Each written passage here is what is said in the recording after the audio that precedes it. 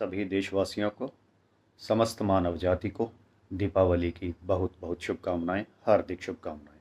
मित्रों, आज दीपावली का शुभ त्यौहार है और तिथियों की गणना में कुछ समस्या के कारण ऐसा लगता है कि यह त्यौहार कल यानी नवंबर को भी मनाया जाएगा। इसमें कोई बहुत बड़ी बात नहीं है। तिथियों की गणना में कई बार कोई मामूली सा अंतर आ जाता है। चाहे यह त्यौहार 2 दिन मनाया जाए तब भी कोई दिक्कत वाली बात नहीं है। मूल बात यह है कि दिवाली हम क्यों मनाते हैं और इसका क्या कारण है। जैसे कि लोक मान्यता है और ऐसा प्रचलन में है कि श्री राम रावण को पराजित करके इस दिन अयोध्या 14 वर्ष का वनवास काटने के बाद वापस आए थे, तो हम उसकी खुशी में दीपावली मनाते हैं। और देखिए मित्रों, क्योंकि हमारा व्यवहार बदल गया इसलिए यह त्यौहार भी बदल गया। सबसे पहले तो ना हम अपना व्यवहार ठीक करें और इस दीपावली के त्यौहार का नाम ठीक करें। यह दीपावली है, दीपों की आवली यानी दीपों की लड़ी, दीपों की श्रृंखला। इसको दिवाली ना बनाएं बिगड़ बिगड़ के। जैसे मैंने बहुत वीडियो बनाए थे, आज मेरा वैसे विषय नहीं है, परंतु जब बिल्कुल हम नाम ही गलत कर देंगे, मूलतः बिल्कुल प्रारंभ से गलत दिशा में चल पड़ेंगे तो सब कुछ गलत हो जाएगा। तो पहले तो हम इसका ना नाम ठीक करें, दीपावली रखें, दिवाली नहीं, जो बिगड़ बिगड़ के दिवाली हो गया, किसी कारणवश हो गया। तो ये दीपावली है। दीपावली की शुभकामनाएं। श्री राम की धर्म की अधर्म पर विजय के कारण मनाया जाता है। श्री राम तो चले गए, सदियों पहले आए थे, चले गए। और कहते हैं श्री राम ईश्वर का रूप है और ईश्वर हमारे कण कण में विद्यमान है, हमारे अंदर भी विद्यमान है। तो श्री राम अंदर है, परंतु श्री राम यथा स्वरूप राम रूप में दोबारा कभी भी नहीं आए और शायद श्री राम स्वरूप में कभी नहीं आएंगे, किसी और रूप में बेशक आ जाएं। और श्री राम की जय, श्री राम की जय, राम जी की जय, सिया राम की जय, ऐसे कहने से बात नहीं बनेगी। रामत्व की जय करें, जो रामत्व राम ने जिया और जिस रामत्व का राम ने जीवन भर आचरण किया।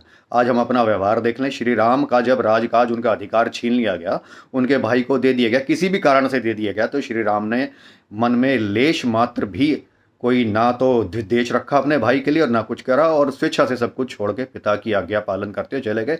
चाहे उनको पता था उनके पिता ने उनके साथ अन्याय किया। और छोटा भाई उनसे भी बढ़कर निकला भरत, उसने श्री राम का राज्य लेने से मना कर दिया कि मैं अन्याय बिल्कुल नहीं करूंगा अपने बड़े भाई के साथ। और बाद में कई माता को भी इसके ऊपर बहुत ज़्यादा पछतावा हुआ।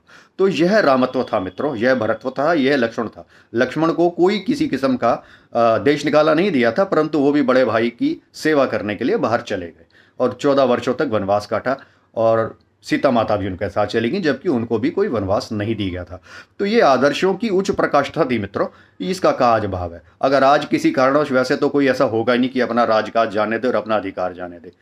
और इसको थोड़ा सा मैं जोड़ूंगा महाभारत से। महाभारत में देखिए, जब पांडवों के साथ अन्याय हुआ तो श्री कृष्ण, जिनको हम कहते हैं श्री विष्णु का अवतार राम जी की तरह, उन्होंने बिल्कुल विपरीत आचरण किया कि भाई हथियार उठाओ और दुश्मनों का सिर काट दो। श्री राम ने स्वेच्छा से छोड़ दिया, कोई बात नहीं, भाई ले गया तो ले गया।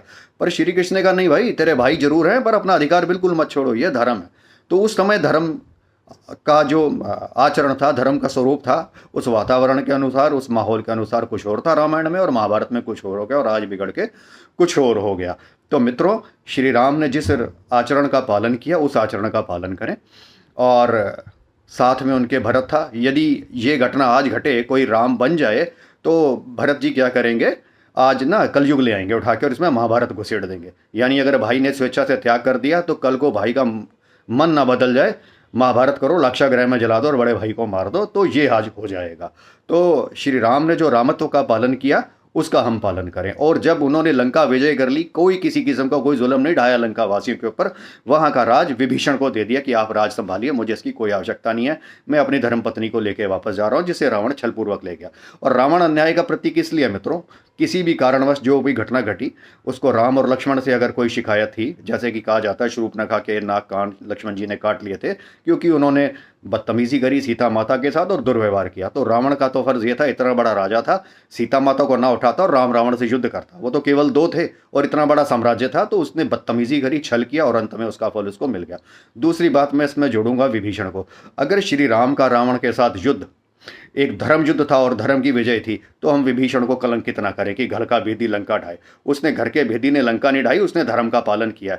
तो ये जो मुहावरा अपने स्कूल की क्लासों तक में पढ़ाते हैं ना, इसको बदलें और ये बदतमीजी ना करें। या तो फिर राम जी अन्याय का प्रतीक थे, और अगर न्याय का प्रतीक नहीं थे, न्याय का प्रतीक थे, तो उनका साथ देने वाला हर व्यक्ति न्यायी है, चाहे वो विभीषण ही क्यों ना हो। तो कम से कम ये छोड़ दें कि घर का भेदी लंका ढाए।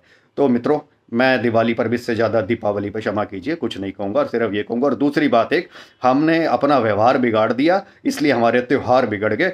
अब श्री राम जी को हम कहते हैं विष्णु जी का अवतार, और ये ये चीज़ें हमने कहाँ से उठाई? अपने पुराणों से उठाई। तो वेदों और उपनिषदों का जो सत्यानाश पुराणों ने किया, काफ़ी हद तक आकर उसके कारणवश हमारे सनातन धर्म का नाश हो गया, जिसको हम बिगाड़ बिगाड़ के हिंदू धर्म कह देते हैं। तो मित्रों, श्री राम जी को तो मैं कहता हूँ कि मर्यादा पुरुषोत्तम थे, जैसे कहा जाता है, आदर्श पुरुष थे। और वेदों के अनुसार, उपनिषदों के अनुसार ईश्वर कभी भी जन्म नहीं लेता, ईश्वर की कभी मृत्यु नहीं होती और कोई अवतार नहीं होता।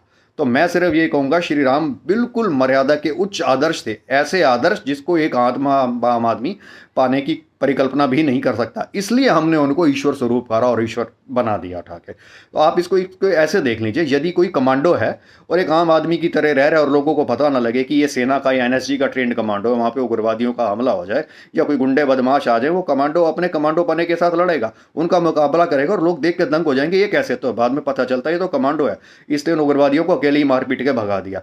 तो श्री राम एक एक बिल्कुल हमारी तरह साधारण पुरुष थे, पर उन्होंने एक ऐसा परिचय दिया कि ईश्वर के अलावा किसी कोई ऐसा आचरण कर ही नहीं सकता। यानी एक आम आदमी यदि कमांडो जितना साहस दिखाए तो लोग उसके पैरों में नतमस्तक हो जाएंगे, भाई कमाल कर दिया आपने। तो श्री राम जी इतने आदर्श थे, आज हमने उनको ईश्वर तुल्य बना दिया और वाकई वो ईश्वर तुल्य हैं। ऐसे आचरण की और ऐसे व्यवहार की हम किसी से कल्पना नहीं कर सकते। तो रामत्व का हम पालन करें, रामत्व की जय करें। और खाली राम जी की जय कहने से राम जी की जय नहीं होगी, रामत्व की अगर जय होगी तो राम जी की जय होगी। तो धर्म का हम पालन करें। धर्म यही है जो ये सेकुलरवादी भिगुल में बकवास करते रहते और संविधान में पता नहीं क्या क्या ऊटपटांग सा लिख दिया है कि धर्मनिरपेक्षवाद। वो धर्म नहीं होता, धर्म होता है सत्य और आचरण का पालन, अपनी अंतरात्मा का पालन, जिसका श्री राम जी ने पालन किया और भरत जी ने अनुचरण किया। तो मित्रों, यही कहता हूँ। और दूसरा, हम अपने कर्तव्यों का पालन करें। वो भी संविधान में बड़ी बकवास कर दी है जी, ये मौलिक अधिकार तो ठीक है, मौलिक कर्तव्य ये होंगे, पर उसको ना पालना करने के कारण कोई दंड नहीं मिलेगा। तो ये जो विरोधाभास हमारे जीवन में आ गया, हम इसे समाप्त करें, रामत्व का पालन करें, तो राम राज आएगा, नहीं तो नहीं आएगा। तो सबको मित्रों, दीपावली की फिर बहुत बहुत शुभकामनाएं। जय श्री राम। ईश्वर आपका जीवन सुख, समृद्धि और आनंद से भर दे। जय श्री राम।